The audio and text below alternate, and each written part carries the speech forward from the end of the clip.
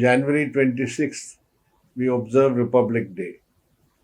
And that Republic Day is possible because we have adopted a republican constitution. The Constitution of India is a unique document framed by the Constituent Assembly of India, which embodies much of the values which arose during the freedom struggle. It was the freedom struggle which brought the concept of a modern nationhood of India, a nation which should be democratic, republican, and secular, and which should encompass all the people living in India, treating all as citizens and as equal citizens. This is a constitution which says that every citizen of India, irrespective of religion, language, race, or gender, are equal. And therefore, the concept of equality, fraternity, and liberty, which are the classic concepts brought up by the French Revolution, those are incorporated in our constitution. And in a diverse country like India, the constitution accommodates this diversity. For instance, we have number of languages in India. So the 8th schedule of the Constitution has listed the national languages of India. These are declared to be the national languages. There are 22 such national languages now in the Constitution.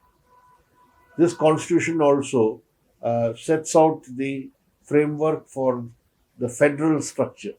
No, not fully federal, but there are federal features in the Constitution, with the states of the Indian Union having its own sphere of rights, etc. That is why it's called India is a union of states. That means it recognizes that the various states of the Indian Union constitute the republic. Therefore, this constitution, which arose, as I said, through the experience and the values which were embedded in the freedom struggle, has been the bedrock for parliamentary democracy in India. No other newly independent country in the 20th century, after the Second World War, could have what India has as a record of democracy, which is from the promulgation of this constitution. We had the first general election in 1952, and over the years, as we know, we have been conducting elections regularly, both at the national level and in the states level, so that the people have their elected representatives, and who then form the government at the state level and at the national level. So the democratic system, the concept of secularism, the concept of federalism, and, as I said, the foundation is that you have a citizenry in the republic who are all equal before in the eyes of the law and in the constitution. Now, this constitution is under grave threat since the BJP came to power in 2014 after the Lok Sabha election.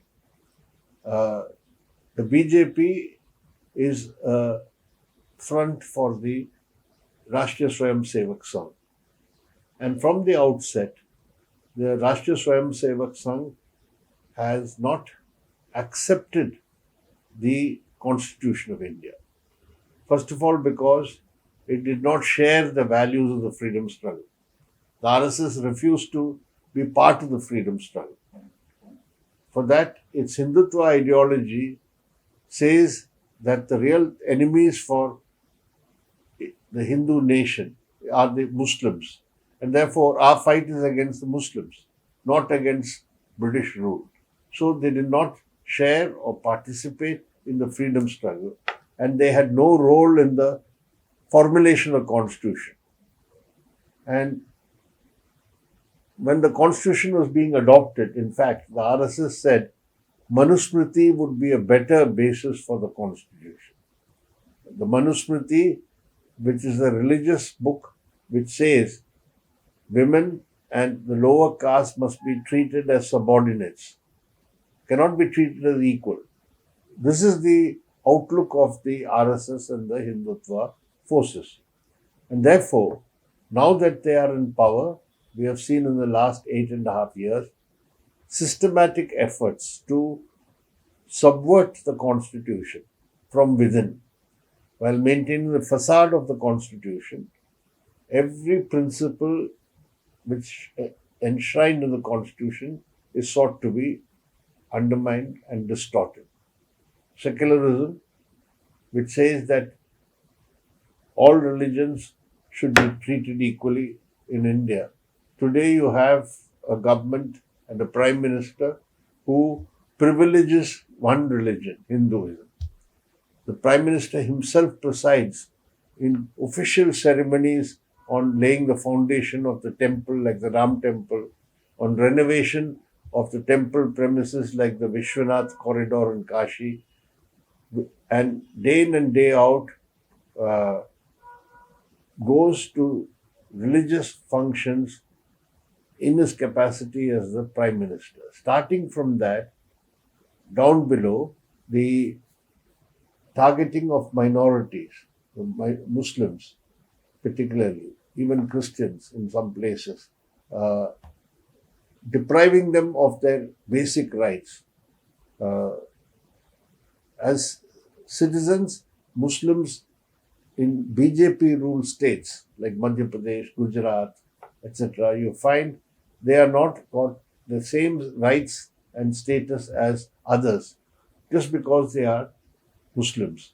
So already the constitutional principle that all citizens are equal has been distorted or undermined under BJP rule.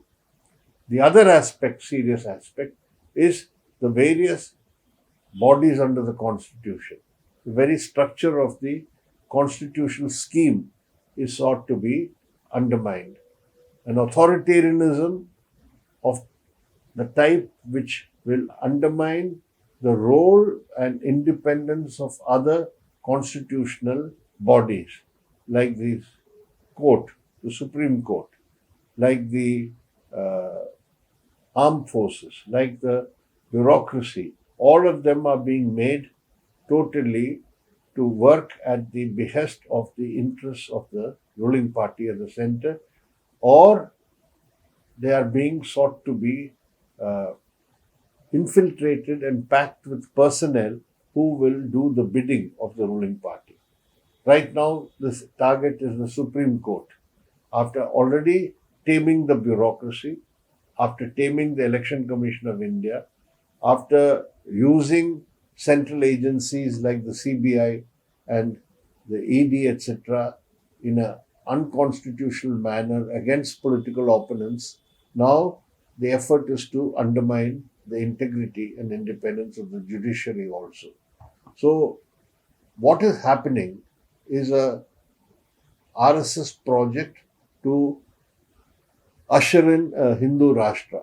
And that Hindu Rashtra is antithetical to the constitution and the basic precepts of the constitution. So, what is at stake today is the very existence and survival of the Republican Constitution. Hindutva authoritarianism would like to reshape and change the Constitution to serve its needs, which means that the Republican Constitution, which was adopted by the Constituent Assembly of India and which has been in force for the last 7 decades, is today under serious threat.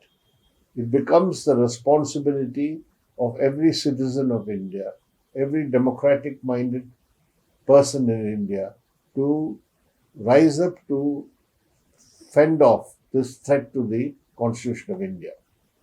Defense of democracy, defense of secularism, defense of the Constitution.